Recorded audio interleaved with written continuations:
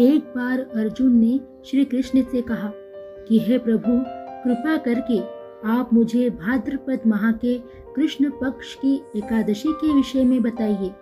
इस एकादशी का क्या नाम है, इसका क्या विधान है तथा इसका व्रत करने से किस फल की प्राप्ति होती है।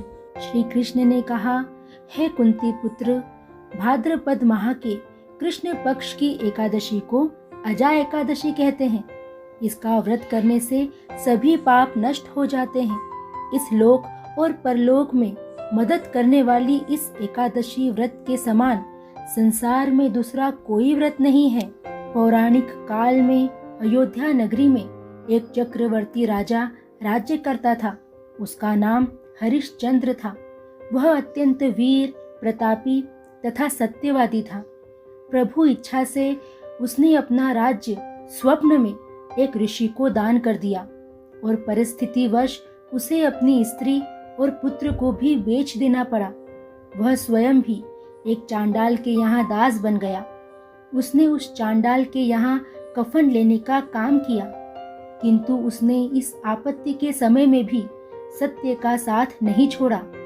जब इसी प्रकार कई वर्ष बीत गए तो उसे अपने इस नीच कर्म पर बड़ा दुख हुआ और वह इससे मुक्ति पाने का उपाय खोजने लगा।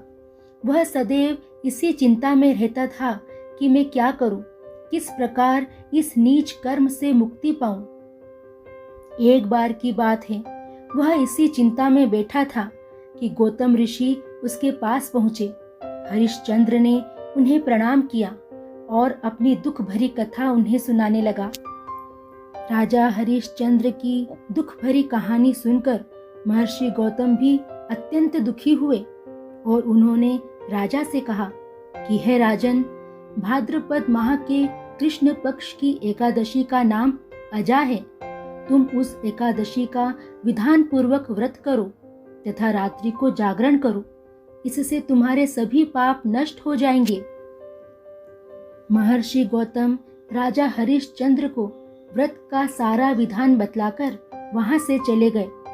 अजा नाम की एकादशी आने पर राजा हरिश्चंद्र ने महर्षि के कहे अनुसार विधान पूर्वक उपवास व रात्रि में जागरण किया। इस व्रत के प्रभाव से राजा के सभी पाप नष्ट हो गए। उस समय स्वर्ग में नगाड़े बजने लगे तथा पुष्पों की वर्षा होने लगी। उसने अपने सामने ब्रह्मा, विष्णु, महेश तथा देवेंद्र आदि देवताओं को खड़ा पाया। उसने अपने मृतक पुत्र को जीवित तथा अपनी पत्नी को राजसी वस्त्र तथा आभूषणों से परिपूर्ण देखा। व्रत के प्रभाव से राजा को पुनः अपने राज्य की प्राप्ति हुई। वास्तव में एक ऋषि ने राजा की परीक्षा लेने के लिए यह सब कौतुक किया था, परंतु अजा एकादशी के प्रभाव से ऋषि द्वारा रची गई सारी माया समाप्त हो गई और अंत समय में हरिश्चंद्र अपने परिवार सहित स्वर्ग लोक को चला गया। हे राजन, यह सब अजा एकादशी के व्रत का प्रभाव था। जो मनुष्य इस उपवास को विधान पूर्वक करते हैं तथा रात्रि में जागरण करते हैं, उनके सभी पाप नष्ट हो जाते हैं और अंत समय में वे स्वर्ग लोक को प्राप्त करते हैं। इस एकादशी व्रत की कथा के श्रवण मात्र से ही अश्वमेघ यज्ञ के फल की प्राप्ति होती है। भाद्रपद माह के कृष्ण पक्ष की एकादशी की यह कथा अगर आपको अच्छी लगी हो तो वीडियो को लाइक जरूर करिए और चैनल को सब्सक्राइब करना ना भूलें।